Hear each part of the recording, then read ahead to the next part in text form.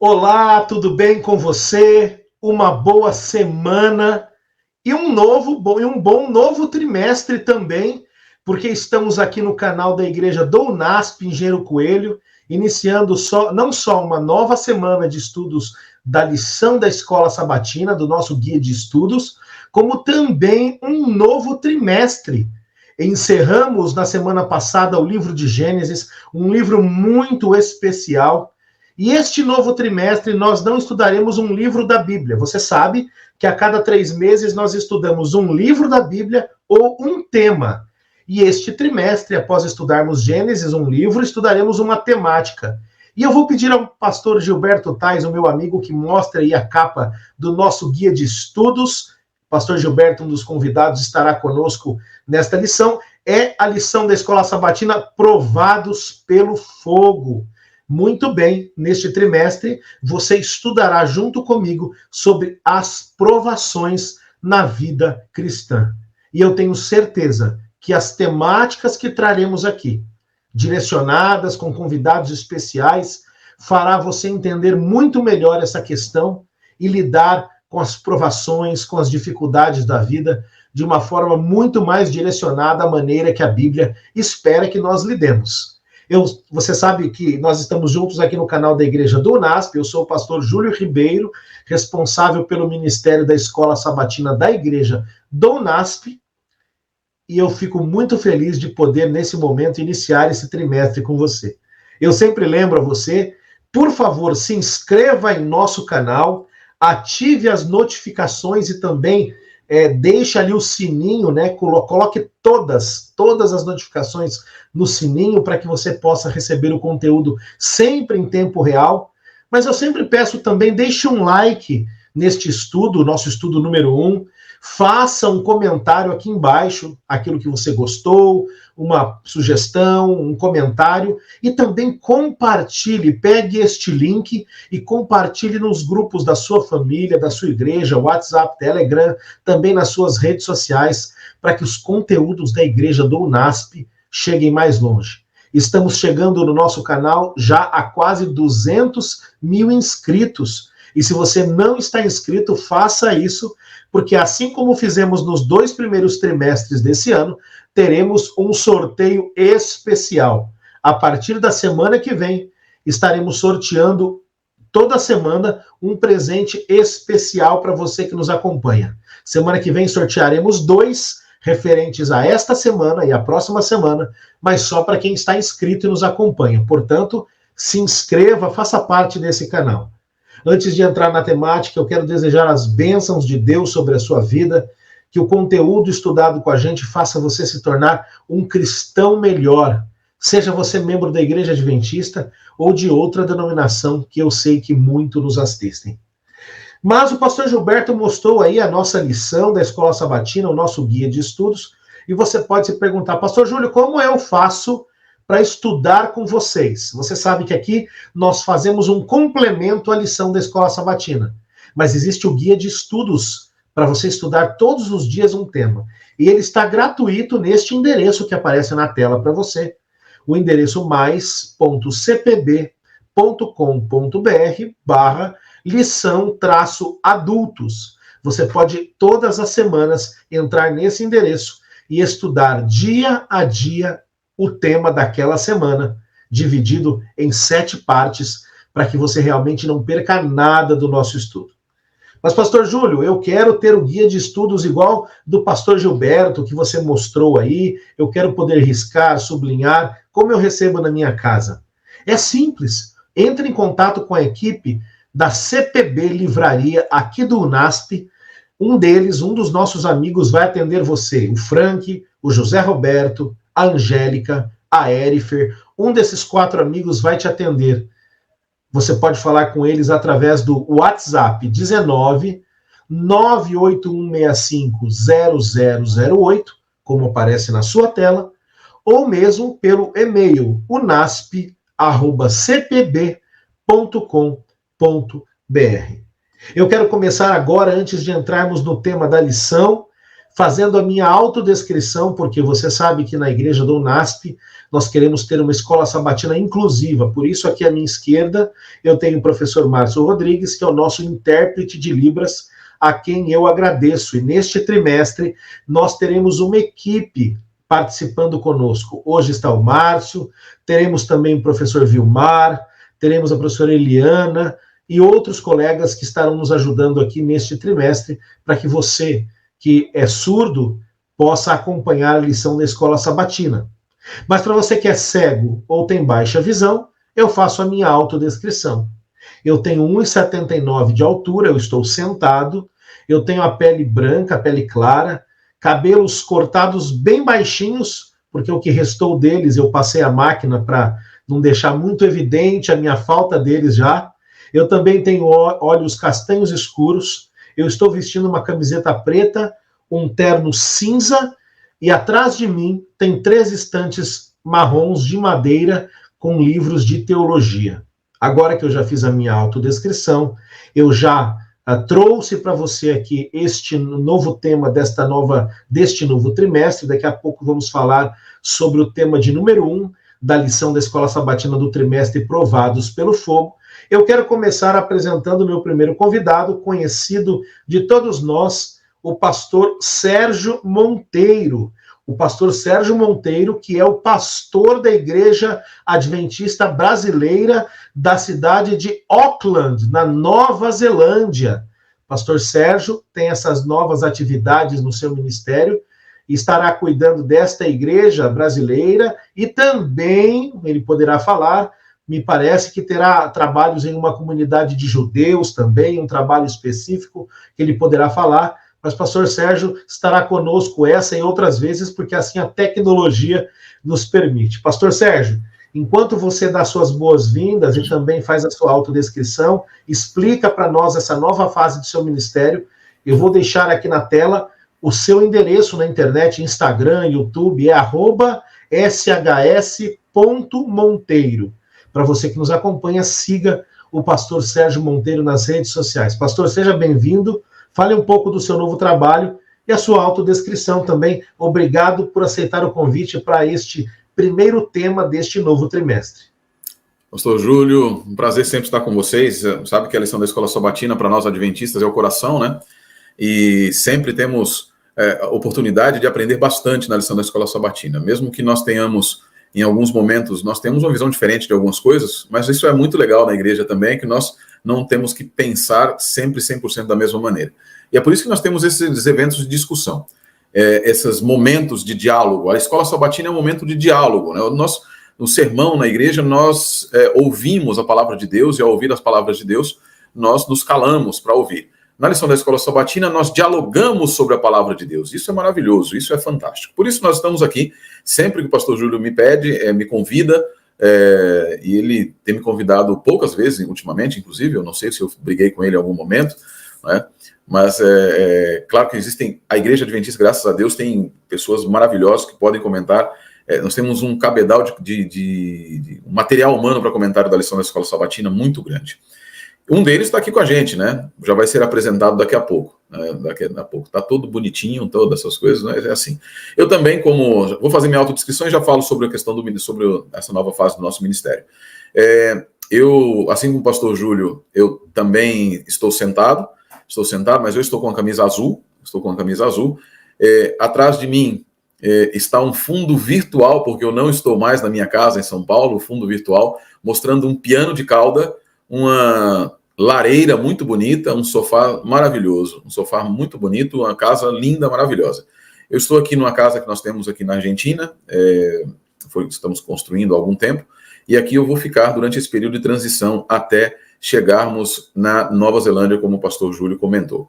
Nós vamos estar ali na Nova Zelândia, contribuindo para a missão da igreja, entre aspas, apressando o retorno do nosso Senhor Jesus Cristo, levando a mensagem na cidade de Auckland e também, isso não é uma certeza ainda, eu ainda preciso chegar lá para poder saber exatamente quais outras atribuições, mas me parece, pela última conversa que eu tive com o meu presidente, que eu vou também ajudar em 2 outros lugares, e um é fantástico, uma foi uma igreja fundada pela senhora White, porque para nós adventistas do sétimo dia é uma pessoa muito importante, como uma das cofundadoras da Igreja Adventista. Ela esteve lá em Auckland e fundou uma igreja chamada Ponsonby. Está lá a capelinha onde ela esteve, onde ela pregou, inclusive, é tombada pelo patrimônio histórico, não pode ser mexido, e eu devo ser também um dos pastores dessa igreja ali, talvez um dos pastores auxiliares, pastor de jovem, e também estar lá numa outra cidade, em Wellington, provavelmente cuidando da comunidade judaica. Então esse é o nosso próximo desafio. Desafios são sempre muito bons, desafios são sempre maravilhosos, porque nos motivam a crescer e aprender mais. Um prazer mais uma vez estar com vocês aqui. Assim como o pastor Júlio também, diferente, eu tenho o cabelo baixinho, mas não é porque eu passei nada, é porque ele foi mesmo. Já foi, já desisti de tentar. Mas o que falta no cabelo sobra na barba, não é, pastor Sérgio? Com certeza. Eu falei para meus filhos que eu ia tirar a barba, meu filho falou, pai, se você tirar a barba, a gente nem vai para Auckland contigo. Tá vendo? Mas deixa eu me defender aqui então, né? Pastor Sérgio disse que eu não tenho convidado ultimamente. É que as últimas vezes que eu o convidei, eu pergunto, onde, pastor Sérgio? Não, eu estou fazendo uma semana de oração no Nordeste. Não, eu estou em Recife, estou em Fortaleza, estou em tal lugar. Então nem sempre ele tem condições de nos atender. Verdade. Os convites foram muitos. Mas brincadeiras à parte, sim, eu já, pelo menos uns 4 convites eu não pude aceitar, porque eu estava fazendo semana de oração, estava fora, então não deu certo, não. Mas dessa vez, para iniciar, né, o início de um novo trimestre, nós estamos aqui para começar e vamos junto. Amém. Obrigado, pastor Sérgio, é um privilégio ter você aqui. A gente foi meio que contemporâneo ali, pelo menos por 2 anos na faculdade de teologia. E o pastor Sérgio está, então, partindo, sabe que ele me contava nos bastidores que dos móveis da casa eles doaram muita coisa, mas se tem algo que está indo completo para a Nova Zelândia é a biblioteca dele. Um container está sendo alugado para que todos os livros do pastor Sérgio sejam enviados para a Nova Zelândia. Isso é uma só, na verdade, Júlio, pastor, 2 coleções eu me senti tocado pelo Espírito a doar. E essas 2 eu doei. Uma delas, para vocês que não sabem, eu peguei todos os meus livros do Espírito de Profecia, os livros da senhora White, e doei para o reverendo Heber Cocarelli. Todos eles, ele recebeu, com muito prazer, recebeu todos. Além disso, para o Zeca, que é um apresentador, amigos meus, que é um apresentador do Vejam Só, eu doei a coleção do Comentário Bíblico Adventista inteira, a coleção do comentário. Então, essas 2 coleções, elas foram medidas pelo nosso Senhor Deus, que deveria doar para eles, e eles, espero que eles façam um excelente proveito. Sei que eles assistem muitas vezes, a quem eu mando um abraço, não apenas meu, mas dos pastores que estão aqui, do professor Márcio, e também da Igreja Adventista, que façam um excelente proveito desse material tão rico. Está muito bem doado. Depois você vai deixar também o contato deles, nós vamos mandar um presente aqui da Igreja do UNASP também para eles, tá, pastor Sérgio? Vai ser um privilégio. E junto com o pastor Sérgio está conosco também, eu poderia dizer que é uma dupla dinâmica, porque eles sempre fazem gravações juntos, pastor Gilberto Tais, que hoje ele é responsável pelo Departamento de Saúde, Mordomia, Família e MAP, Ministério das Possibilidades, se eu errei ele me corrige, da Associação Cearense, com sede em Fortaleza. Pastor Gilberto Tais também vai poder se apresentar novamente, fazer as suas palavras iniciais e sua autodescrição, e eu vou aproveitar e dizer que você também deve segui-lo. Você pode segui-lo nos canais de redes sociais, @Gilberto Tais. Tais pronuncia-se, mas escreve T-H-E-I-S-S. Gilberto Tais, com T-H-E-I e 2 S no final. Pastor Gilberto Tais também sempre está conosco. Pastor, seja bem-vindo, é um privilégio recebê-lo. Obrigado por aceitar o nosso convite, suas palavras e sua autodescrição, claro.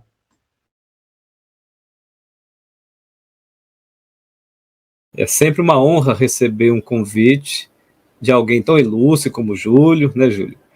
É sempre um prazer estar com vocês, viu? Especialmente nesse trimestre, que é o início de um novo trimestre, uma lição tão importante, né? Tão importante pelo contexto tão difícil que a gente vive hoje, de tanto sofrimento, de tanto problema, tanta dificuldade, tanto obstáculo, né? Seja de natureza física, espiritual, emocional.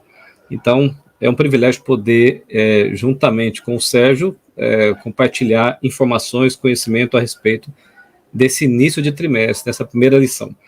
E claro, ao lado do Sérgio, é sempre um prazer miserável estar aí com ele.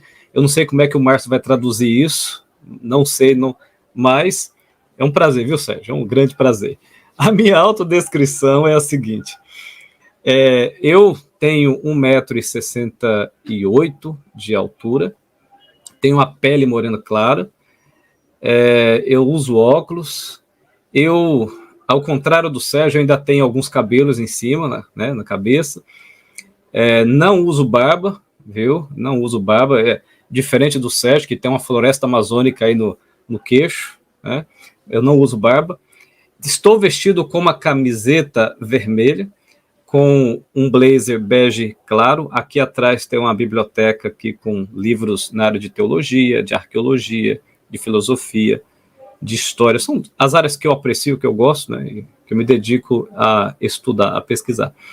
E tem um canal no YouTube, né, também, o Júlio anunciou aí o meu Instagram, mas tem um canal no YouTube também, onde a gente leva muitos temas sobre teologia, sobre mensagens bíblicas, sobre dúvidas bíblicas, lição da escola sabatina. O canal chama-se Fé ou Fideísmo, mas pelo meu nome você também consegue identificar, encontrar ali, viu? É isso.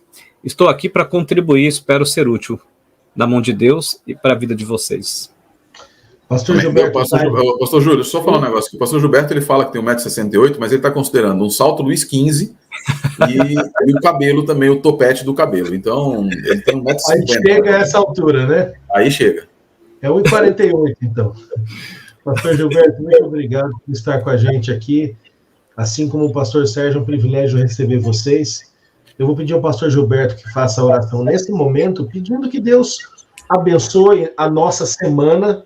Você que nos acompanha possa realmente ter aí a presença e o acompanhamento de Deus no crescimento do conhecimento da Bíblia. Por favor, pastor Gilberto. Pai querido, obrigado por tua bondade de nos conceder a tua palavra. Obrigado, Senhor. Nós somos dependentes da tua palavra, necessitados da tua palavra, e mais uma vez estamos aqui para aprender mais da tua palavra. Nos ajuda, Senhor, por favor. Conceda-nos a presença do teu Espírito e que ele traduza a mensagem ao nosso coração, à nossa consciência. É para a tua honra e glória que, agradecidos, pedimos em nome do poderoso Jesus. Amém. Amém. Muito obrigado, pastor Gilberto. Porém, então agora, entretanto, vamos avançar no estudo do tema da nossa semana. Essa semana nós temos como título da primeira lição, O Crisol do Pastor. Eu não sei se você sabe, mas um crisol é um recipiente, uma pequena caneca ou cumbuca, um recipiente que possam ser fundidas substâncias para que possam se fazer experiências. Também é um local onde você pode utilizar, dependendo do contexto, esse recipiente, o crisol, pode ser utilizado para o refino de algum metal nobre, não é ouro, prata. Portanto, o título dessa semana, ele já é bem sugestivo, pastor Sérgio e pastor Gilberto, que diz que o nosso Deus, né, o nosso pastor, ele tem um crisol, o crisol do pastor. Nós vamos falar um pouco mais sobre isso dentro dessa temática ampla, provados pelo fogo, que é o tema do nosso trimestre. E toda semana nós temos um verso para memorizar, e eu quero convidar os nossos amigos que nos acompanham a abrir a Bíblia nesse verso. Nós vamos ler o Salmo 23, verso 3. Eu gostaria de convidar você a abrir a sua Bíblia no Salmo 23, verso 3, para que pudéssemos, então, meditar na temática desta semana. Se você não tem a sua Bíblia, você poderá nos acompanhar lendo aí na sua tela o Salmo 23, verso 3. Aliás, uma coisa importante para você que nos acompanha, esse texto está no livro de Salmos, não é? Mas nunca diga, vamos ler os Salmos 23. Não, é o Salmo, não é, pastor Sérgio Monteiro? Então, Salmo 23, verso 3, no singular, que está no livro de Salmos, né? Então, acompanhe comigo a leitura deste belo verso Salmo 23, verso 3, que diz assim: refrigera-me a alma, guia-me pelas veredas da justiça, por amor do seu nome. Salmo 23, verso 3. Como eu disse, esta semana estaremos tratando da temática do crisol do pastor. E a lição, nosso guia de estudos, no domingo, pastor Sérgio Monteiro, vem trazendo a apresentação do Salmo 23 como um guia para a jornada. Eu queria lembrar você que nos acompanha que nós aqui no canal da Igreja do NASP, na Escola Sabatina, nós não nos propomos a simplesmente repetir, fazer a leitura do que está escrito. Entendemos que você está acompanhando a lição da Escola Sabatina com o seu guia de estudos. Nós nos prontificamos a ser um complemento. Então, muitas vezes, você verá conteúdos aqui que estão ligados à lição, ou coisas que não estão ligadas à lição, são novos comentários, portanto, seja enriquecido. Pastor Sérgio Monteiro, no guia de estudos da lição de domingo, que tem como título Um Guia para a Jornada, e eu queria que você aproveitasse e nos ajudasse a entender como nós conhecemos ou aprendemos sobre este pastor, que é o nosso Deus, o nosso Senhor Jesus, em alguns versos que aqui são apresentados de Jeremias, Ezequiel, João, 1 Pedro, mas principalmente na leitura do Salmo 23. Como conhecemos melhor quem é este pastor, o que ele faz e, principalmente, como ele cuida das suas ovelhas? Muito bom, muito bom. Complementando o que o pastor Júlio disse, nunca digam também no Salmo capítulo 23, não existe capítulo no Salmo. É o Salmo 23, que está no livro dos Salmos, ou no livro de Salmos. Tá? Salmos, a expressão Salmos, ela vem do latim, que quer dizer cantar. Na verdade, vem do grego, né? Vem do grego de salterion, que quer dizer cantar. E em hebraico é terrilim, que quer dizer músicas. Quer dizer música, oração, tem a ver com a ideia de louvor a Deus. Salmos são lugares maravilhosos que nos trazem instruções fantásticas de maneira poética, de maneira muito poética. Nós não estamos acostumados a ler os Salmos de maneira muito piedosa. Isso é bom, isso é maravilhoso, isso é lindo. A leitura do Salmo, ela nos traz conforto. Não poucas vezes se disse que os dois textos mais conhecidos da Bíblia são João 3,16 e o Salmo 23. Eu me recordo de uma pregação do Dr. Gerhard Hasel, falecido professor de Antigo Testamento da Andrews, de Bíblia Hebraica da Andrews, um dos maiores teólogos que a Igreja Adventista já teve, em que ele dizia que o Salmo é a Bíblia em miniatura. No Salmo nós temos a Bíblia em miniatura. No Salmo nós vemos o pecado, nós vemos a redenção, nós vemos como Deus cuida do seu povo, e nós encontramos também a viagem do ser humano e o que acontece com cada um de nós nos momentos em que nós estamos tristes. E, de fato, o Salmo 23 é o salmo do coração de muitas pessoas. É o salmo que nos dá conforto, porque ele parece começar com algo que e ele começa, de fato, com algo maravilhoso, que é a expressão, o Eterno é meu pastor e nada me faltará. Eu tenho dito quando as igrejas, às vezes eu vou pregar em algumas igrejas, eu faço uma pregação sobre o Salmo 23, e eu falo, quantos aqui tem um helicóptero ou uma Ferrari? Quantos têm tudo aquilo que desejam? E a ideia que eu quero trazer às pessoas é que, assim, nem todo o Salmo, nós não podemos cobrar de Deus uma promessa que não está feita no texto. Muitas vezes nós lemos o texto através de uma perspectiva pragmática, de uma perspectiva egocêntrica, egoística, de que Deus vai me dar tudo o que eu preciso, tudo que eu quero. Mas nem preciso, é o que eu quero. Quando o Salmo não diz isso, na verdade. É possível que a tradução do Salmo, Adonai Roei Lo Echzar, que é o que diz o início do texto, diga de fato que Deus é tudo que nós precisamos. O Eterno é meu pastor, eu não terei falta de mais nada. Por que eu não terei falta? Porque eu tenho tudo, que é Ele. E essa é a ideia principal do Salmo. E aí os textos de Isaías 40, de Jeremias 23, de Ezequiel 34, Isaías 40 fala, ele tem um contexto maravilhoso, é aquilo que em hebraico nós chamamos de Nahamu. Nahamu, ele começa o livro da consolação de Israel. Todo o restante vem falando a respeito de injunções divinas, de maldições que Deus vai lançar sobre Israel, dos problemas, profecias que Deus vai trazer, de coisas que vão acontecer com Israel. E, de repente, o texto diz assim, Nahamu, Nahamu, quer dizer, consolai e confortai o meu povo.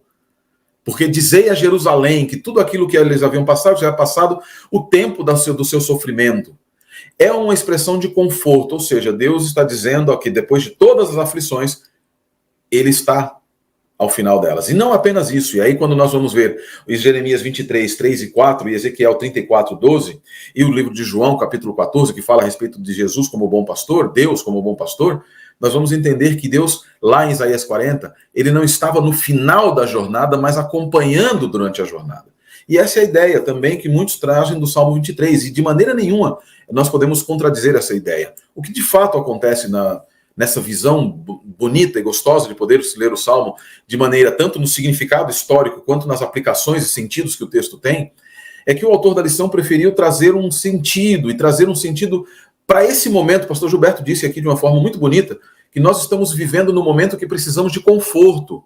Eu perdi meu pai no ano passado pela Covid, eu fiz uma cirurgia de cardíaca no ano passado, eu tive infecção hospitalar. Hoje, quando nós estamos aqui transmitindo para vocês, dia 26 de junho de 2022, fazem 4 dias que eu completei 1 ano da minha cirurgia cardíaca, que eu tive que fazer. Em outras palavras, em todos os momentos nós precisamos desse pastor que nos acompanha.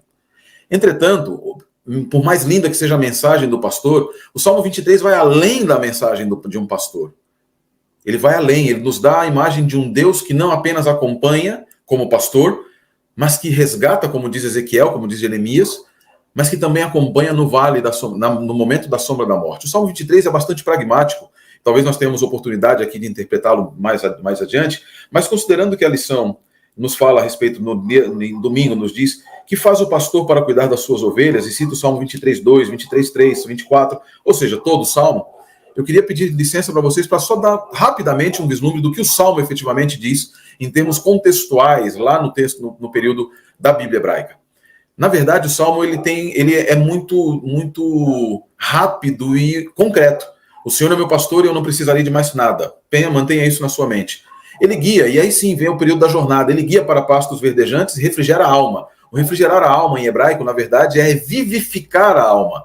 Vivificar, ou seja, quando você está em depressão profunda, e naquele momento em que Davi provavelmente estava passando por uma depressão de jovem, porque o Salmo apresenta características dele de haver sido feito quando Davi era muito novo, por volta dos 18, 19 anos, talvez nas campinas, olhando para as suas ovelhas, ele nos mostra um Davi que estava num momento triste, como Jeremias, lá no capítulo 3 de Lamentações de Jeremias, que estava muito triste também.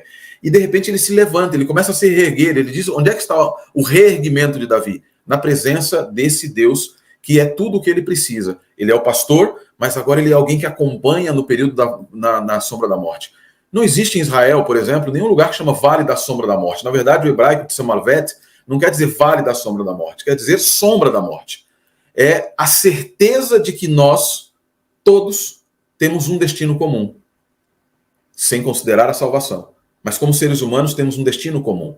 A ovelha ficou no verso 2. Para frente, nós somos seres humanos de volta, acompanhados agora por alguém que não guia apenas ovelhas para pastos verdejantes, mas que também acompanha a cada um de nós nas vicissitudes da vida, no Covid, na gripe A, na H1N1, na morte, em qualquer momento. O salmista está dizendo, eu sei que se não houver intervenção divina, eu vou morrer, mas nem na morte o Senhor me desampara, eu vou estar com o Senhor vai estar comigo. Não porque haverá imortalidade da alma, não é nada disso, mas que no processo de enfrentar-se com o inimigo, que é a morte, nós vamos ter a companhia do nosso Deus. Eu vou deixar o pastor Gilberto continuar para não tomar muito tempo, mas eu quero voltar um pouco depois nos outros versos também do Salmo, para a gente considerar os significados. Mas eu queria que isso ficasse claro. Verso 1, ele dá a tônica do significado de todos os outros versos. Deus não é apenas um pastor que cuida de ovelhas. E aqui, circunstancialmente, é interessante notar que na perspectiva antiga, quando Deus estava dizendo que alguém era uma ovelha, ele não estava fazendo um elogio. Ele estava dizendo que você era meio burro. As ovelhas são um animal que dependem do pastor para tudo. E aqui vem um ponto extremamente importante. Gilberto sabe a respeito da arqueologia lá no Ocidente, no Oriente.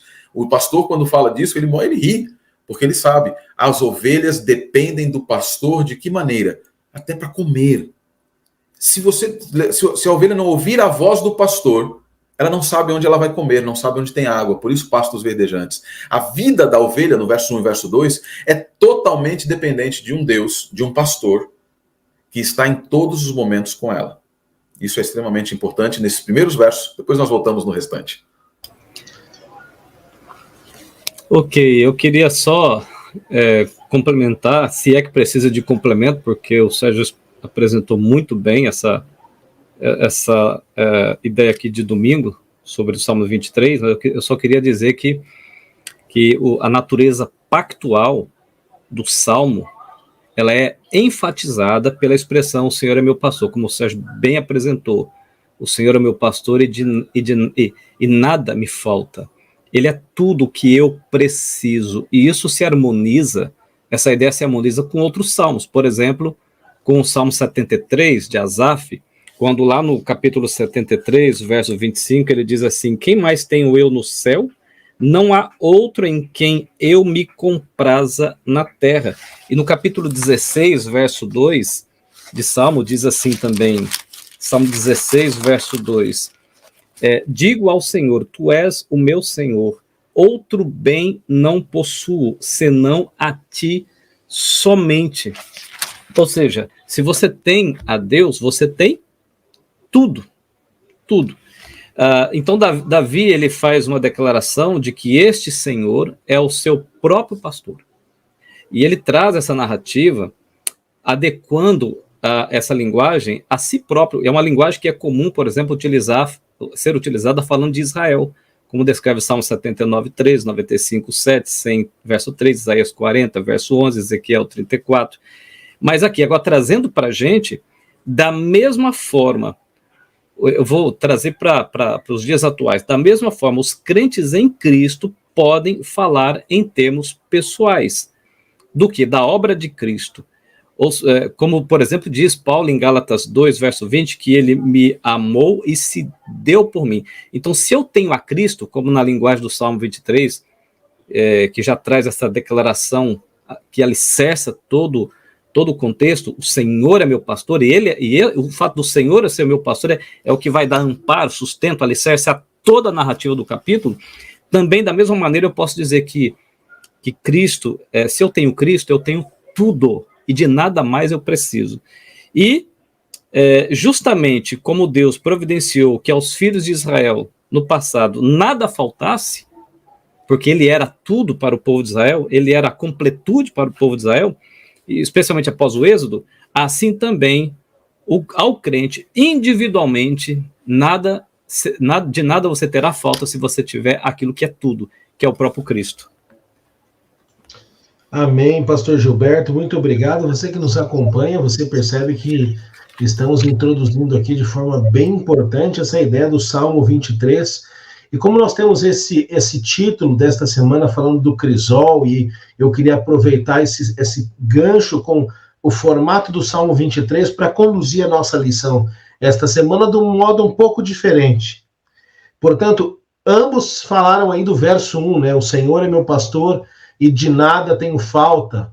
Eu queria fazer agora um bate-pronto, e aí eu vou fazer a pergunta de segunda-feira ao pastor Sérgio Monteiro, que é o verso 3, aliás, ao pastor Gilberto Tais, e já de terça ao pastor Sérgio Monteiro. Pastor Gilberto, a lição de segunda tem como título Locais na Jornada, e vem trazendo a ideia do Senhor nos guiando pelas veredas da justiça. Como nós identificamos aqui no Salmo 23, os locais pelos quais Davi observa as ovelhas passando e o que são essas veredas da justiça. E pastor Gilberto e pastor Sérgio Monteiro, logo na sequência, o verso 24 do Salmo 23, que diz: ainda que eu ande pelo vale da sombra da morte, não temerei mal algum, porque tu estás comigo, o teu bordão e o teu cajado me consolam. Como é que nós podemos enxergar na nossa vida esse vale da sombra da morte? E aprofunde um pouco o que Davi tinha em mente aqui quando ele traz essa ideia de ovelhas indo para um vale em que poderiam perder a vida. Então, pastor Gilberto, guia-me pelas veredas da justiça, e o pastor Sérgio já pode, na sequência, falar sobre essa questão do vale da sombra da morte. Por favor, pastor Gilberto. Ok. As expressões pastos verdejantes, mais águas de descanso, assim como veredas de justiça, vale da sombra e da morte, retratam, obviamente, o cuidado de Deus dentro do sentido que foi falado até o momento, até aqui, sobre que o Senhor é meu pastor. Pastos verdejantes e águas de descanso significa que em Deus não há falta, não há vigor, quer dizer, não há falta de vigor. Deus está interessado em trazer vida e vida em abundância. Você percebe, pastos verdejantes, pasto e água são elementos essenciais para a manutenção da vida e sobrevivência de uma ovelha. Então aí a gente se lembra no Novo Testamento Jesus dizendo que ele é o pão da vida, ele é a água da vida. Observe, Jesus é a essência da vida. Ele é tudo que de fato nós precisamos. Ele é o nosso alimento espiritual, ele é a nossa água da vida. Então, em Deus nós temos abundância de vida, como o próprio Novo Testamento vai aludir depois. Vereda de justiça, veja, veredas de justiça. Isso me faz lembrar de 2 Timóteo, capítulo 3, verso 16, que diz assim, observe, deixa eu abrir aqui, já deixei separado para ser rápido. Toda a escritura é inspirada por Deus e útil para o ensino, para a repreensão, para a correção, para a educação na justiça. Eu gosto muito desse texto e gosto de fazer a seguinte aplicação. Eu gosto de, só para trazer a ideia de que nós estamos sendo conduzidos. E quem conduz é a palavra, é a escritura que foi soprada pelo próprio Deus. E o ensinamento, o vigor que a escritura traz, né, porque ela é a palavra que sai da boca de Deus, a mesma palavra que foi soprada sobre Adão, que lhe trouxe vida, vigor, plenitude, é o mesmo sopro que pela palavra pretende nos revigorar, nos renovar, nos ressuscitar, nos tornar plenos. Mas como o nosso contexto é um contexto complexo, né, de pecaminosidade, de morte, praticamente de morte, então essa palavra, essa inspiração, ou essa vereda da justiça, que no caso é onde a palavra pretende nos conduzir, onde o sumo pastor pretende nos conduzir, vai nos conduzir de maneira a passar vamos receber o ensino, vamos receber a repreensão, vamos receber a correção, mas com a finalidade de nos conduzir, de nos levar na educação da justiça. Então, Deus não ensina as suas ovelhas a verdade para que vivam, por exemplo, na falsidade, mas para que vivam em novidade de vida, em plenitude de vida, que só pode ser encontrado nele, no sumo pastor. Vale da sombra da morte, o Sérgio até explicou muito bem o sentido exegético sobre o assunto, em poucas palavras, né? Eu diria, numa aplicação, eu diria que em todas as fases da vida, em especial as mais temidas, Deus estará presente. E Ele é quem será o seu socorro. É Ele. Não é uma vida financeira estável, porque a gente vive num contexto hoje. Aliás, a Escritura, a Bíblia, sempre foi vítima da filosofia daquele tempo, do contexto cultural daquele tempo. Então, por exemplo, hoje, no nosso contexto, vou falar especificamente do nosso tempo para não gastar muito tempo. Em nosso tempo, por exemplo, o movimento LGBT quer interpretar a Bíblia segundo a ótica do LGBTismo. O movimento feminista quer interpretar a Escritura, a Bíblia, segundo a ótica do feminismo. Aqueles que são permeados pelas ideias capitalistas querem interpretar a Bíblia à luz do capitalismo. E alguns interpretam o Salmo 23 de forma materialista, capitalista, e não tem nada a ver, como o Sérgio até já esclareceu aqui, no sentido adequado da interpretação do texto aqui. Então, Deus, Ele é o socorro. Ele é quem está presente. Ele é quem é a plenitude daquilo que necessitamos, daquilo que precisamos a respeito do contexto, dentro dessa aplicação que eu estou fazendo, sobre a questão do vale da sombra e da morte. Deus promete estar presente e Ele é o socorro bem presente. Inclusive, em Salmo 46, verso 1 a 3, diz assim, Salmo 46, verso 1 a 3,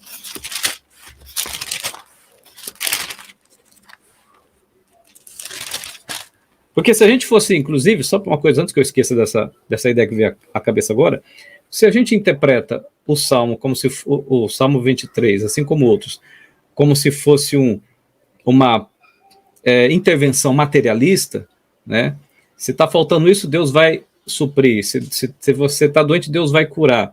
Como é que ficaria as pessoas que estão no caminho de Deus, são fiéis, são leais e não são curadas de suas enfermidades? Como é que ficaria o contexto de pessoas que estão desempregadas, estão com dificuldade financeira, com necessidades material, elas oram, mas não são respondidas? Como é que ficaria as pessoas que vivem em lugares de extrema pobreza, mas são crentes em Cristo, são pessoas que têm a vida nas mãos de Deus e não saem daquela circunstância tão probante? É como aquele texto de Filipenses, né? Tudo posso naquele que me fortalece. Tem gente que usa esse texto para dizer assim, tipo, eu vou prestar o vestibular, mas tudo posso em Deus que me fortalece. Tipo, é Deus que vai fazer eu passar o vestibular. Ou então, se eu estou com uma grave doença, tudo posso naquele que me fortalece, ou seja, Deus vai me curar. Se eu estou com um problema financeiro, tudo posso naquele que me fortalece, porque Ele vai me dar condições financeiras, Ele vai... Não, de forma alguma. O contexto de Filipenses, onde Paulo fala de tudo posso naquele que me fortalece, o sentido correto seria, mesmo em crise, Deus é minha força. Mesmo passando dificuldades, Deus é minha força. Mesmo sofrendo por isso, por aquilo, Deus é o meu amparo, a minha força. Percebe? Assim como Paulo vivenciou momentos dramáticos, Deus era o seu poder, Deus era a sua força, Deus era a sua salvação naquele momento. Aqui, da mesma maneira. Sobre a vereda da justiça, eu só quero fechar um pouco mais com o sentido de vereda de justiça. A natureza da ovelha é corrupta. A natureza humana é ímpia e condenada. Então, por conta disso, a ovelha não pode receber a bênção e a graça de Deus, a não ser que essa ovelha aceite nascer de novo. Aceite nascer de novo. Então, se houver disposição para nascer de novo, negando a si mesmo, então a misericórdia de Deus, a compaixão de Deus, convertem a iniquidade da vida pecaminosa em educação na justiça, conforme relata o próprio texto de 1 Timóteo 3, 16 e 17. Inclusive o verso 17 diz assim, para que o homem de Deus seja perfeito e perfeitamente habilitado para toda boa obra. É isso. Eu acho que o Sérgio vai querer complementar alguma coisa aí. Eu vou. O Salmo, eu amo esse Salmo, né? Eu gosto muito desse Salmo e a interpretação dele. Então, assim, saindo um pouco da aplicação do sentido que o Gilberto fez, eu queria retomar alguns aspectos desse verso e já incluí-lo, já aproveitando a pergunta que o pastor Júlio me fez a respeito da lição de terça-feira, a respeito desse desvio inesperado. Eu estou com a lição em espanhol aqui, né? E ele fala em espanhol, por exemplo, eu achei interessante aqui que em espanhol, a lição de segunda diz, o título não é lugares da jornada, etc., mas me guiará por sendas de justiça por amor de seu nome. Ele me guiará por caminhos de justiça pelo amor do seu nome. E aí eu sempre tive uma curiosidade, eu acho interessante assim dar uma olhada no que o texto bíblico diz efetivamente, né? E para surpresa de muitos, na verdade o texto hebraico não diz efetivamente caminho por veredas de justiça, mas por caminhos retos. Por caminhos retos. Que é a ideia, na verdade, que ele guia, não é para que nós façamos o certo. A ideia do texto é bem prática. Esse pastor que está nesse verso, ao nos levar para bons lugares, para tomar água, para pastos verdejantes, ele não leva por caminhos tortuosos, e parece contrário aos caminhos tortuosos que nós encontramos hoje. Mas, de fato, é aquela velha máxima, Deus escreve certo por linhas tortas. Na verdade, Deus escreve certo em linhas certas. Nossa visão é torta. Deus nos leva por caminhos retos, e os caminhos de Deus são sempre retos, caminhos de justiça, mas não da nossa justiça, nem de fazer o que é reto. Não é o tzedek, ali a palavra hebraica é tzedek, mas não é a ideia de fazer algo correto, de ser um tzadik, um justo. Não é caminhos da minha justiça, mas por caminhos que são perfeitos. O caminho de Deus é sempre perfeito. E aqui nós temos e aí é uma pequena discordância que eu tenho com relação a alguns comentários, viram que eu tenho vários dos comentários do Salmo 23, não é da lição especificamente, mas do comentário como um todo, diz por amor do seu nome. O hebraico, na verdade, ele diz assim, para preservar o seu nome. Para preservar, Lemaan chamou, para preservar o seu nome. Olha que interessante essa história, essa visão. Você pode entender que por amor do seu nome, mas é porque Deus espera de cada uma daquelas ovelhas, aqui trazendo sim para nós, Deus espera de cada uma das suas ovelhas, que nós preservemos a dignidade do nome de Deus, anunciando o nome de Deus e dizendo que ele nos trouxe até águas verdejantes e pastos tranquilos, ou melhor, pastos verdejantes e águas tranquilas, né? Ele nos trouxe até aqui de uma maneira confiável, de uma maneira honrosa. Deus é digno de toda confiança. Por quê? Porque ele é o Senhor que é o pastor. Ele cuida das ovelhas. Jeremias 23 fala que eu resgatarei. E o Jeremias 23 é interessante porque ele fala, eu vou resgatar aqueles meus filhos e minhas ovelhas dos lugares para onde eu os mandei. Onde eu os mandei.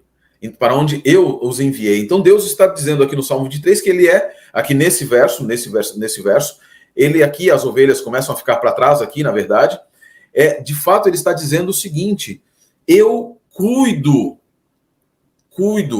e eu espero das minhas ovelhas, que quando elas chegarem nos lugares para onde eu as levo, elas anunciem para as ovelhas que lá estão, talvez de outros pastores, talvez que ovelhas de outro aprisco, que o meu aprisco é melhor, que o caminho que eu trouxe até aqui é melhor. Isso é missão. É um chamado à missão no Salmo 23, verso 3, tá? Agora, entrando logo adiante, falando a respeito do Gei, né, do Vale de Semavet, o Vale Sombrio, o Vale da Sombra da Morte. Muitas vezes nós entendemos o Vale da Sombra da Morte de uma maneira, e é bonito, em muitos sermões nós já escutamos as pessoas dizendo, não, porque em Israel tem um vale, que as pessoas vêm aqui, a ovelha passa, ela pode cair, e o vale, aquilo é um chamado Vale da Sombra da Morte. Queridos, eu preciso ser franco com vocês, não existe nenhum lugar assim chamado Israel. Não existe nenhum lugar chamado Samavet em Israel. Tá? A figura aqui não é uma figura relacionada mais à ovelha. A ovelha ficou já no verso 3 para trás. Aqui é a vicissitude da vida. Aqui é a vicissitude da vida. Todos os seres humanos, assim como as ovelhas, todos os seres nessa terra, em decorrência do pecado, estão fadados a um destino que é a morte. Nós passamos por enfermidades, nós passamos por tristezas, por várias dificuldades nesse mundo. E se não tivermos o pastor, se não tivermos aquele pastor do verso 1, nós somos os mais miseráveis dos homens, como diz Paulo lá em 1 Coríntios. Afinal de contas, se Cristo não ressuscitou, se ele não está conosco todos os dias até a consumação dos séculos, nós não temos o que fazer. O nosso destino é sermos comida de vermes. E o salmista Davi, olhando para isso, ele diz assim, senti quem sou eu. Vários lugares do Salmo, em vários Salmos ele vai dizer a mesma coisa. O Salmo 53 ele vai dizer isso. No Salmo 82 ele vai dizer que todas as nações, sem Deus, sem o seu julgamento, ele é o único que é o digno de todo, para que ele se levante, ele é digno de ser Senhor de toda a terra. Então, essa ideia do Salmo 23 aqui no verso 4, que nós estamos lidando agora, deixa eu ver se é o verso 4 mesmo, corrigindo aqui, isso, verso 4, que é do vale, é esse que aqui na lição em espanhol chama de desvio inesperado, o primeiro desvio inesperado. Na verdade, o vale não é um desvio inesperado na vida do cristão. Eu aqui no espanhol ficou um pouco diferente. Na verdade, ele é uma parada obrigatória. Ele é uma parada obrigatória. No mundo tereis aflições, mas tem de bom ânimo, porque eu venci o mundo. Tem de bom ânimo, porque eu sou o teu pastor. A ideia aqui, indo um pouquinho mais adiante no verso 4, então ele está dizendo que vou morrer, que nós vamos, infelizmente, passar pela morte. Quantos passaram? Quantos santos do passado passaram pela morte? Todos eles passaram, mas aqui vem o restante do Salmo. E ele diz algo maravilhoso, que quando você entende isso no ponto de vista da literatura antiga, você se encanta. Diz assim, eu não temerei mal algum. Ou, como diz o possível, uma tradução melhor, eu não temeria, porque aqui é um subjuntivo, ainda que eu andasse pelo vale da sombra da morte, ou ainda com a certeza do infinitivo, do imperfeito hebraico, ainda que eu ande, quando eu andar pelo vale da sombra da morte, eu não vou temer nada. Eu ainda que esteja descendo para a morte, eu não temerei absolutamente nada. Por quê? Não é porque eu sou melhor, não é porque existe uma imortalidade incondicional, não, é porque tu, o pastor do verso 1, tu, o Deus do verso 1, Adonai, da aliança vai estar comigo, porque a aliança de Deus não termina com a morte daqueles que morrem nele. Ela continua por toda a eternidade. E aí ele diz assim, e ela complementa, mostrando exatamente isso: a tua vara e o teu cajado me confortam ou me consolam. Eu nunca entendi muito bem, quando eu era menor, eu nunca entendia como a vara e o cajado poderiam consolar alguém, confortar, considerando que diziam que a vara era para bater na ovelha e o cajado para puxar pelo pescoço. Até quando eu fui entender efetivamente que não é essa a figura do Salmo. A figura do Salmo traz da literatura egípcia e da literatura circundante a percepção de que os deuses, quando querem ressuscitar alguém, e Davi olhando para o seu contexto, quando querem trazer da morte de novo, o que ele faz é, eles utilizavam o Anki e o Sanki, né? O Gilberto sabe muito bem disso lá na cultura egípcia, o Anki e o Sanki, para trazer da vida, para trazer da morte de volta para a vida. O julgamento que era trazido, aquele que nós vemos com os faraós utilizando assim, Osíris e etc., era o Anki e o Sanki, as cruzes, tinha um formato de um cajado e o formato de uma vara do outro lado.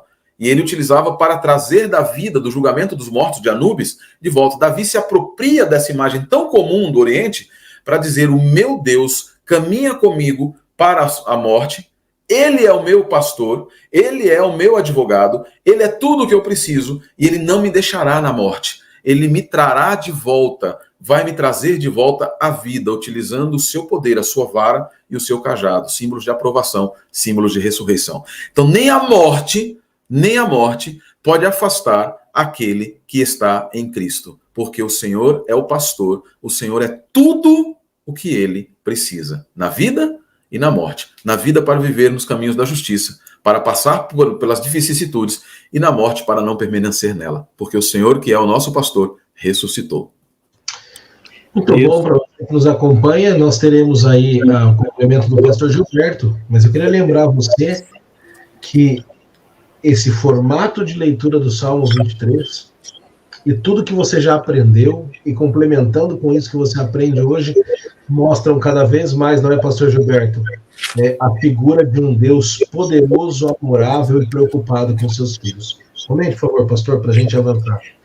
Tá, eu só queria dizer que, com base em tudo que o Sérgio apresentou, relembrar o que ele mesmo falou no começo, rapidamente, de que assim como uma ovelha natural é incapaz de se alimentar, orientar, guiar, guardar e proteger sozinha do perigo e da desgraça, né, já que é um animal fraco e indefeso, também nós somos assim, pessoas fracas, pobres, miseráveis, e não conseguimos nos alimentar e guiar espiritualmente por conta própria, nem caminhar e nos manter no caminho reto, nem caminhar, nem nos manter no caminho reto por nós mesmos, e pior ainda, a gente se proteger contra o mal. Só isso. Eu acho que a gente pode fazer o seguinte: eu faço a interpretação, o texto, o significado, o Gilberto faz as aplicações, fica ótimo assim. Por isso que a gente convidou os dois, né? A gente vai completando aqui dos dois lados, porque é importante nós entendermos o significado e colocarmos em prática com essas aplicações. Por isso que a gente sempre, quando você que nos acompanha, a gente sempre recebe bons comentários e comentários relevantes de que você aprendeu, que você gostou muito. Eu tenho certeza que assim está sendo nesta lição, a primeira lição desse trimestre. Mas, pastor Gilberto e pastor Sérgio, eu fiz diferente hoje, então eu quero agora, a gente vai partir para a parte final do nosso estudo, não é? Estamos chegando ao final, mas não sem antes dar a vocês a oportunidade de responder mais uma pergunta para os nossos amigos, ou trazer alguns conhecimentos a respeito dessa pergunta.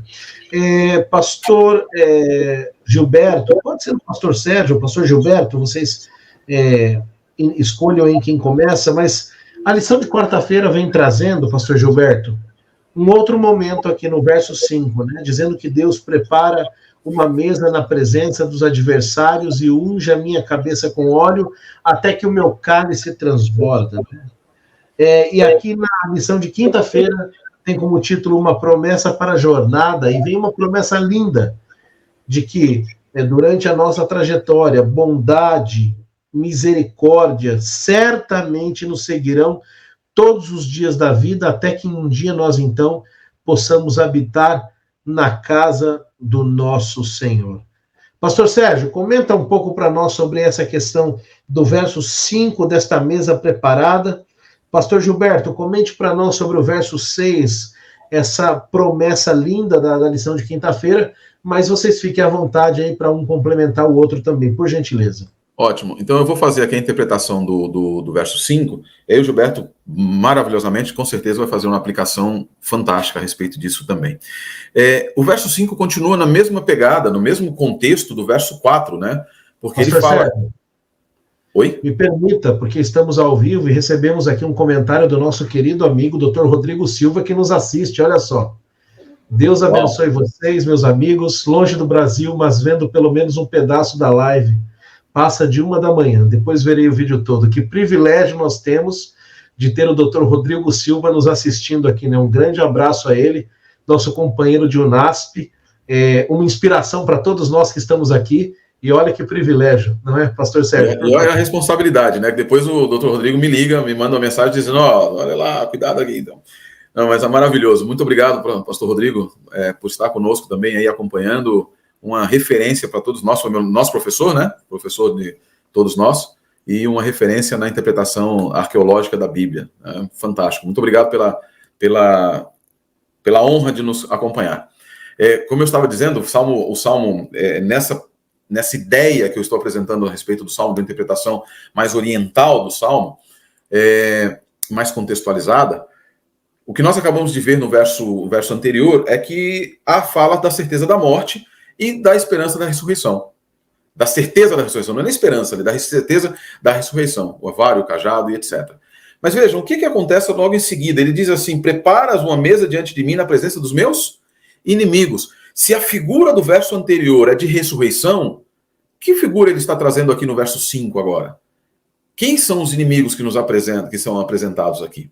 Olha, e isso é maravilhoso, porque ele diz assim, preparas uma mesa na presença. Eu ficava imaginando quando eu era menor também assim, puxa vida, já pensou uma ovelha sentada na mesa? A ovelhinha sentada na mesa? E preparas uma mesa na presença de mim, a ovelha sentada, e unges a minha cabeça com óleo, o meu cálice transborda, e aí o cálice transbordante, a ovelha tentando pegar com a patinha, a ovelha assim, não conseguia, tadinha, né? E eu, até que quando vai entender mais, de fato, o que o Salmo estava querendo dizer nesse contexto do que ele queria dizer. Vejam, minha proposta de interpretação que eu tenho feito geralmente com relação a esse salmo, isso não exclui que outras outras aplicações possam existir, é que no contexto do verso anterior que fala a respeito da certeza da morte e da companhia de Deus nas vicissitudes humanas, o verso 5 nos fala a respeito da resposta de Deus à fé do homem e com o companheirismo e comunhão do homem no momento em que ele se apresenta para continuar caminhando com Deus. E é importante lembrar que no hebraico, caminhar geralmente é um reflexivo, é um hitpael, hithalar, caminhamos juntos, e esse caminhar junto com Deus leva a pessoa ao momento, mesmo após após a sua morte, né, quando a pessoa ser ressuscitada, e no contexto de ressurreição, nós nos lembramos do banquete celestial que Cristo nos fala que haverá lá no capítulo 24, 25 do livro de Mateus, e também do último inimigo que nós temos diante de nós. Qual é o grande inimigo do ser humano? De acordo com o apóstolo Paulo em 1 Coríntios 15. O último inimigo a ser vencido é a morte. Preparas uma mesa diante dos meus inimigos, da dor, da tristeza, da aflição, dos que me afligiam, dos que me buscavam corromper a alma, das filosofias, das falsas teologias, de tudo que nos traz tristezas, da morte, da separação. Preparas uma mesa diante de mim na presença destes inimigos, mostrando que eu não fiquei na morte. Se buscavam a minha vida na morte, buscavam a minha vida para me matar, eles agora são envergonhados pelo fato de que eu não estou mais sob o poder deles. E o grande inimigo, que é Satã, o adversário, ele olha agora para você como sendo convidado de uma mesa, de um banquete, sendo posto por Deus, pelo pastor do primeiro verso, pelo Senhor do universo. Preparas uma mesa na presença dos meus inimigos. Lembra que Jesus disse, eu vou preparar-vos lugar, em João 14, na mesma figura do pastor, e eu vou preparar, se eu não fosse, eu vou, na casa do meu pai há muitas moradas, e aqui a ideia do Salmo, então, é nos dizer que nós temos uma mesa preparada. Davi olhou e disse: para além da ressurreição, Davi olhou: quando eu ressuscitar, houver passado pelo vale da sombra da morte, houver passado pela morte, e houver tido o privilégio de ser tirado com a vara e o cajado e ser ressuscitado, eu serei recebido como... E o pastor Gilberto vai chegar ali na lição em seguida, vai falar a respeito disso. Haverá uma mesa diante de mim, preparada na presença dos meus inimigos. Não mais morrerei, não mais serei colocado para fora. E aí vem um outro ponto extremamente importante, que terminando minha participação nesse verso também. Ele diz: preparas uma mesa na presença dos meus inimigos, unges a minha cabeça com óleo, o meu cálice transborda. Professor Rodrigo, se eu disser alguma coisa que não for correta, por favor, depois me chame a atenção. E o Gilberto está aqui também como um profundo estudioso da arqueologia. Um dos costumes do Antigo Oriente, nós vemos isso em Salmo 18, Gênesis 18, é o processo de unção de viajantes, demonstrando hospitalidade. E aí a hospitalidade se manifestava de duas maneiras. Você lavava a mão da pessoa, ungia a sua cabeça com óleo e colocava para ela um cálice com água para que ela se refrescasse com suco de uva. Você estava demonstrando com isso que a pessoa era bem-vinda na sua casa, que você estava recebendo de maneira hospitaleira, e que ela poderia ficar ali. Mas há alguns comentaristas antigos que eles dizem o seguinte, que havia uma outra característica. A pessoa geralmente colocava o cálice, ela ungia sua cabeça, demonstrando que você é muito bem-vindo, lavava seus pés, suas mãos, mas ela colocava o suco ou a água apenas até metade, ou não passava da metade. E com isso ela estava dizendo assim: olha, você é muito bem-vindo, mas você visita e você tem uma hora de ir embora. Você tem hora de ir embora. Há um dito judaico-talmúdico que diz o seguinte: o parente ou a visita que não vai embora depois de 3 dias é como um morto que não se foi. Ele fede, começa a feder. Então, levando em consideração esse costume judaico, o salmista está dizendo algo contrário. Unges a minha cabeça com óleo, ou seja, Deus está dizendo: você é bem-vindo, você é muito bem-vindo. Deus está te tratando com hospitalidade, mas o salmo não termina aí. Contrário ao costume antigo de dizer, que você deveria ir embora e colocar um pouco só de água ou de suco para que você fosse, o salmo diz: o meu cálice transborda. Em outras palavras, você nunca terá que sair da minha casa, porque é a tua casa também. É a tua casa. Você não é uma visita, e é isso que vai dizer o verso em seguida, e eu vou deixar para o Gilberto complementar ali, para o Gilberto fazer o comentário dele. Você não é visita, e por isso o verso seguinte vai dizer: habitarei por dia sem fim na casa do Eterno. O Salmo nos mostra, então, dessa maneira, o Salmo sai da figura de um pastor apenas que cuida de ovelhas para ser o de um hospitaleiro pai que recebe na sua casa os seus filhos e que os traz para viver por toda a eternidade, baseado na sua bondade e na sua justiça. Gilberto. Ótimo, excelente. Eu quero aproveitar esse ensejo da fala do Sérgio para falar um pouco sobre a mesa e explorar um pouco mais essa ideia da mesa. Primeiro, representa uma reunião. Quando se fala em mesa, tanto no Antigo Oriente quanto em outras culturas, assim como na cultura atual, a mesa, e especialmente o momento de alimentar-se, representa uma reunião também familiar. Ou seja, que traz a ideia de intimidade, de familiaridade. Então, traz esse sentido bem eloquente, profundo, bem pontual a respeito da intimidade e familiaridade. É como se Deus estivesse ali tentando ser familiar e íntimo de quem ele recebe. Segundo, mesmo sendo o Rei dos Reis, ele não se recusa, em forma alguma, a admitir e receber em sua mesa os pecadores e os pedintes, os miseráveis, as ovelhas desgarradas. Mesmo sendo ele Rei dos Reis, Senhor dos Senhores, ele não se recusa a admitir, não se recusa a receber esses para estar em sua mesa.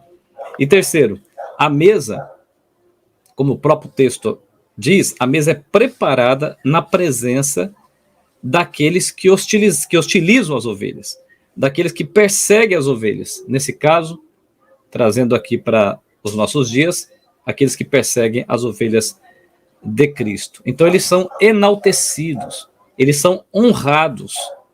Quarto, a mesa é preparada para aqueles que se apegam com total confiança em Deus, o seu soberano pastor. Agora, essa questão do óleo, interessante. O Sérgio esclareceu um ponto cultural muito intrigante.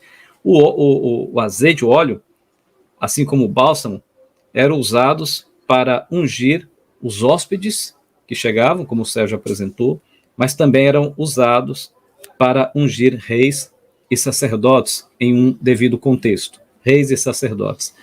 E sabe, o que eu imagino, com base nisso, eu imagino que os que são ungidos como hóspedes estão sendo recebidos, estão sendo admitidos, estão sendo aceitos, mas os que também são ungidos como sacerdote e reis, eles são declarados oficialmente membros da família, membros da realeza. Então, dentro de um contexto do Novo Testamento, a gente obviamente entende o óleo, o azeite, como representando essa atuação do Espírito Santo, a qual aplica as vicissitudes da graça de Deus sobre nós e da filiação espiritual. Como, por exemplo, quando Jesus esteve ali pregando para aquela turma, para aquelas pessoas, e a sua família humana, terrena, foi lá para tentar retirá-lo daquele contexto e levá-lo à força para casa. De Marcos capítulo 3, se eu não estiver enganado. Não é? Mas depois, no final do parágrafo, vai dizer o seguinte, que quando eles foram lá para chamá-lo, né, o mensageiro chegou e disse para Jesus, mestre, sua mãe e seus irmãos querem falar-te. Aí Jesus olha para a multidão que está ali e diz assim, quem é minha mãe? Quem são meus irmãos? E ele olha para eles. Na linguagem de Jesus ali, a família de Jesus, os irmãos de Jesus, são aqueles que estão ali sentados aos seus pés, comendo do pão, do pasto espiritual, que é o próprio Cristo, e bebendo da água, que também é o próprio Cristo. Jesus está ali com essa fala, inaugurando ou reforçando a ideia de uma família espiritual, uma família que faz parte do contexto da realeza divina, uma família que está assentada, vou usar essa ilustração, assentada à mesa de Cristo, porém comendo e bebendo do próprio pastor, do próprio Redentor. Por isso a expressão, o Senhor é o meu pastor, então não terei falta de mais nada, porque ele já é tudo, ele é tudo para mim. Muito bom, pastor Gilberto. Isso, continue, por gentileza, sobre essa questão da bondade, da justiça. Como que a gente pode entender que um dia essa jornada vai chegar ao final? Olha, eu diria o seguinte. Bondade e misericórdia, perdão, né? Que vamos acompanhar todos os dias. Se não fosse a confiança, que temos na bondade, na misericórdia de Deus, a gente não teria nem mesmo motivação para viver. Essa é a grande realidade. Se a gente perde essa compreensão da bondade, da misericórdia de Deus, e a gente olha para a gente, para nós, a gente entra em desespero. Não é verdade? A gente entra em desespero, porque não há nada em nós capaz de nos dar um futuro melhor, uma vida melhor. Mas em Cristo a gente vê a abundância dessa promessa em cumprimento. A gente olha para o horizonte, o que a gente enxerga? Se a gente olhar para o horizonte com base em nós, na nossa capacidade, a gente enxerga um futuro tenebroso, hostil, caótico e de morte eterna. Mas se a gente olha para o horizonte, mesmo não vendo o fim dele, mas olha o fim dele com confiança, com a certeza da promessa de Deus, com a certeza e a confiança de quem está conosco nessa jornada, nesse deserto de peregrinação, e com base nessa confiança de sua bondade e misericórdia, mesmo não vendo o fim, a gente já sabe como vai ser o fim. A gente já sabe como vai ser o fim. É igual um filme que você assiste. Você assiste um filme lá em que uma determinada atrocidade acontece a todo momento, você entra em desespero. Aí você trava o filme no meio dele, coloca uma pausa e pensa assim, deixa eu ver como é que vai terminar esse filme, porque se for terminar desse jeito, eu não vou nem querer terminar de assistir. Aí você joga lá pra frente, nos últimos 2 minutos do filme, e você percebe que justiça é feita, um vislumbre do bem se materializa. Agora sim, com confiança, você volta onde você parou no meio do filme e continua assistindo. E a cada gargalhada que alguém que pratica o mal dava, era você agora aqui do outro lado da tela também dando outra, dizendo para ele, ria bastante, dê muita gargalhada, porque o que você não sabe é o que vai acontecer no final. Então, quando a gente olha para o fim da história e tendo essa confiança da bondade, da misericórdia de Deus, como de fato é, mesmo não vendo com os olhos da carne o fim, com os olhos da fé, a gente consegue ver a nossa vida como uma ovelha desgarrada, porém segura nas mãos do sumo pastor.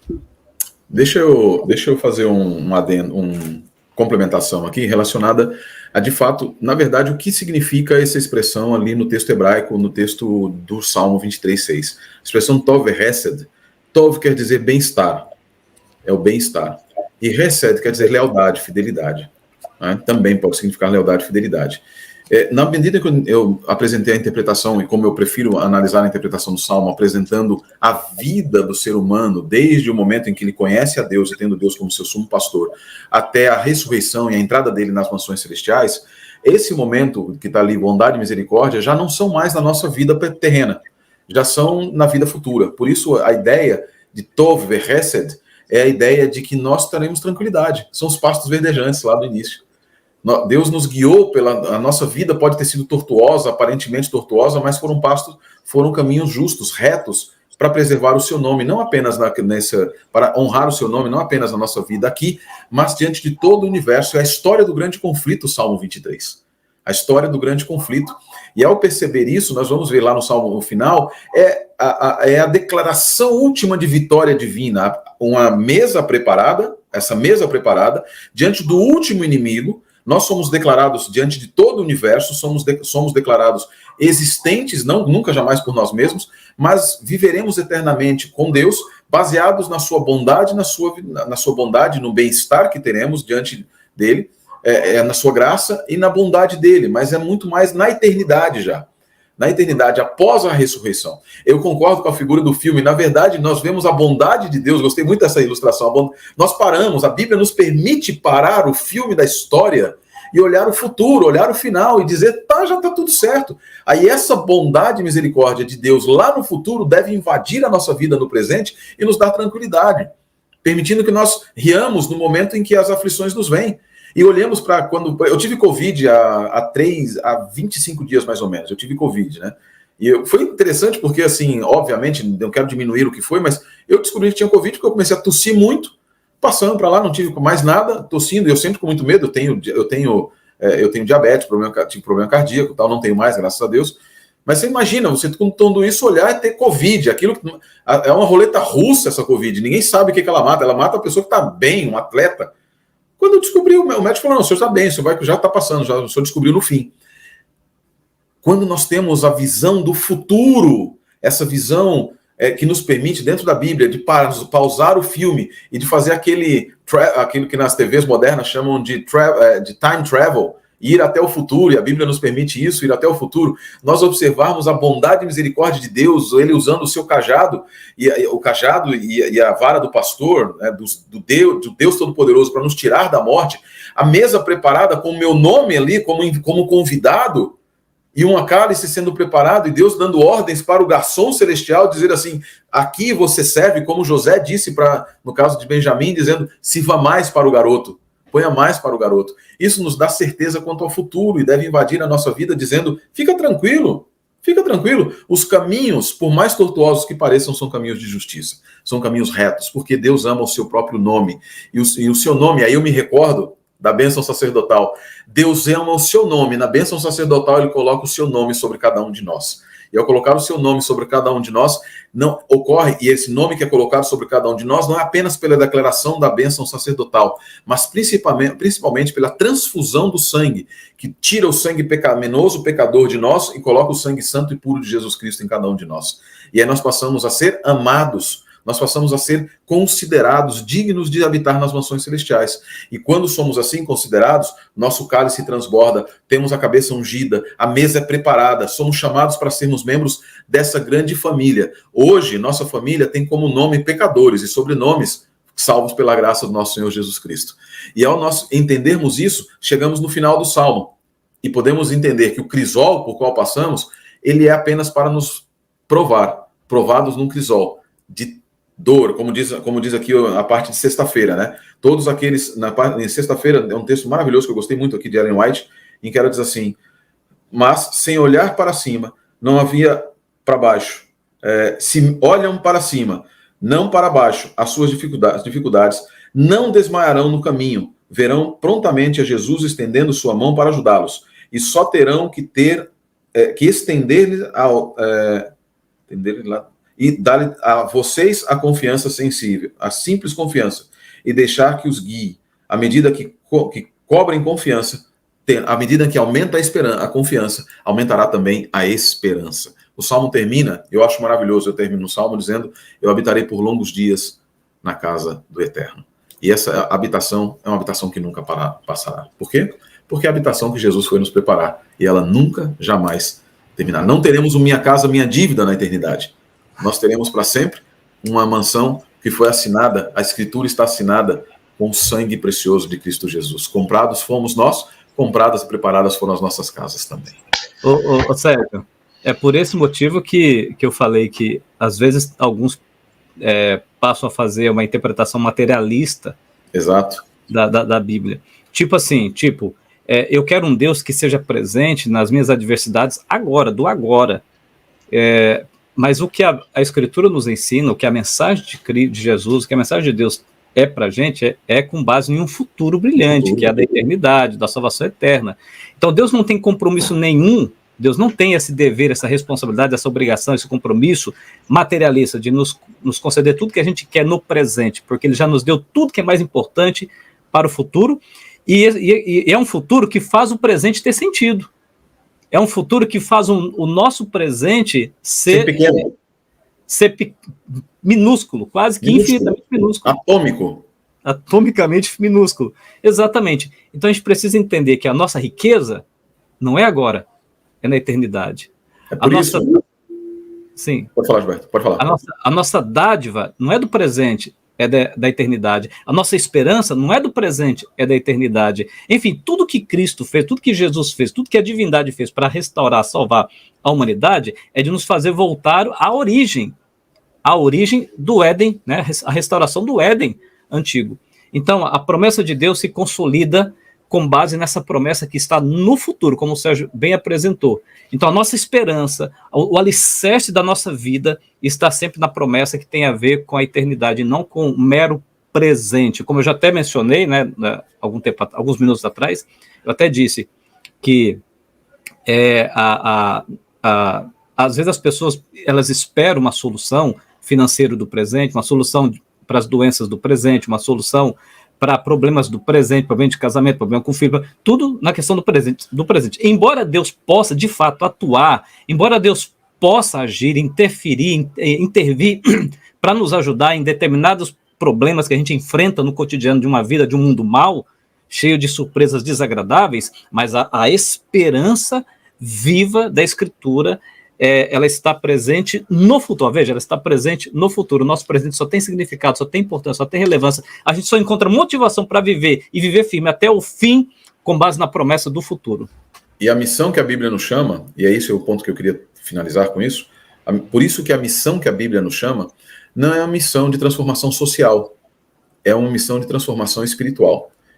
Transformar a missão da igreja em uma missão meramente social é entender o Salmo 23 como um salmo materialista. É entender a promessa divina através de visões materialistas. E o que nós temos é uma visão espiritual. Deus não nos chama para termos riquezas neste mundo mas para termos a riqueza da eternidade. Não nos chama para transformar e para destruir as vicissitudes dessa vida, mas para vivermos com os olhos no futuro, olhando as vicissitudes de hoje, ajudando aos nossos semelhantes, vivendo como uma família, mas sabendo que temos problemas neste mundo que teremos que enfrentar, mas nossos olhos estão fitos na eternidade.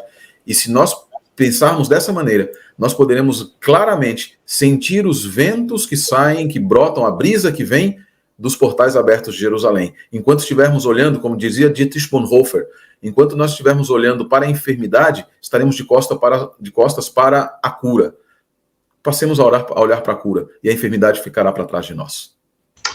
Pastor Gilberto Tais, pastor Sérgio Monteiro, olha, muito obrigado. Eu quero já começar a chegar no ponto final aqui do nosso estudo, agradecendo a presença de vocês.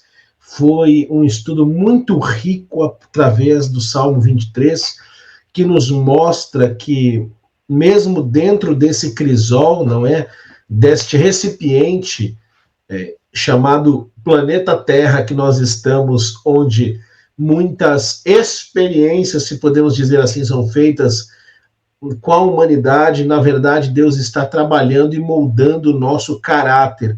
Se Deus permite que essas provações aconteçam, que as lutas venham, é porque Ele está moldando o nosso caráter. Afinal, não há um fogo, não há um ouro, um metal nobre que seja refinado, a não ser pelo processo do fogo, que queima, mas também purifica. Eu quero agradecer muito a vocês, eu sei que estamos chegando no momento de encerrar, eu vou pedir ao pastor Sérgio Tais que faça... Sérgio Tais? Monteiro. Essa foi boa. Foi ótima, hein? Essa foi ótima. Sérgio Tais e Gilberto Monteiro. Isso que acontece, né? Mas o pastor Sérgio Monteiro, né? Podia ter falado Gilberto Monteiro, né? O pastor Sérgio Monteiro que faça seu encerramento, o pastor Gilberto já vai fazer mais um comentário, e após, então, o comentário do pastor Gilberto e a oração do pastor Sérgio Monteiro, nós nos despediremos, já lembrando que na semana que vem estaremos sorteando 2 presentes, um desta semana e o da semana que vem, e todas as semanas teremos um presente especial. Pastor Gilberto, suas palavras finais, depois a oração do pastor Sérgio Monteiro, e então nos despediremos dos nossos amigos, por favor. Eu só queria dizer que uma frase que eu sempre cito por aí, uma frase que resume bem esse último comentário meu e do Sérgio, é aquela que diz assim: se nada nesta vida der certo, tudo deu errado. Se nada nesta vida der certo, mas você for para o céu, então, na verdade, tudo deu certo. É isso. Queridos, foi um prazer enorme estar com vocês mais uma vez. Eu quero lembrar somente que a tríplice mensagem angélica é um chamado à eternidade. Caiu Babilônia. E ao cair Babilônia, o nosso Deus é proclamado como Deus Altíssimo. E esse Deus Altíssimo é o teu pastor, é o meu pastor. Pensemos nisso constantemente. Leiam o Salmo 23, repetindo sempre: o Senhor é meu pastor, eu não preciso de mais nada. Eu não preciso nem de saúde, o Salmo nos diz. Porque se eu estiver na sombra da morte, Ele vai estar comigo. Eu não preciso de riqueza, porque Ele vai estar comigo. Porque Ele é a minha riqueza. Eu não preciso de lutas, eu não preciso de política, eu não preciso de absolutamente nada, se eu tiver Deus. Se você tiver todas essas outras coisas, deu tudo errado. E não tiver Deus, você deu tudo errado. Mas se você não tiver nada disso, e se você tiver vivido nesse mundo sem justiça social, sem igualdade, sem absolutamente nada, mas tiver Deus, deu tudo certo. Deu tudo absolutamente certo. Vamos orar? Adonai, Deus de Israel, nosso Senhor e nosso pastor, louvado seja o teu grandioso, magnífico e bondoso nome.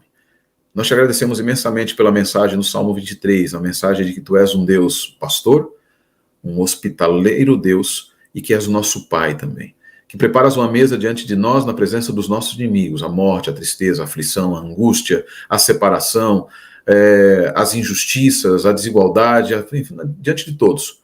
E que nos convidas a permitir que o Senhor nos leve em direção à Canaã celestial. Te agradecemos porque o Senhor nos guia, mas somos ignorantes como as pequenas ovelhas, e muitas vezes queremos nós guiar o Senhor. Perdoa-nos.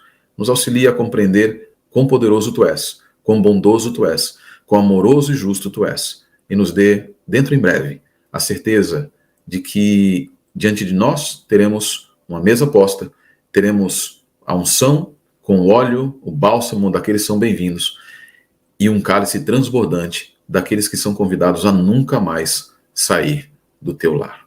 Em nome do Senhor Jesus, abençoa o pastor Gilberto, abençoa o pastor Júlio, abençoa o professor Márcio, abençoa a minha família, abençoa todo o teu povo, hoje e para todo sempre. Amém, Senhor. Amém. E a você que esteve até aqui, se inscreva em nosso canal, compartilhe esta live com seus amigos e nós nos vemos então na semana que vem. Um grande abraço.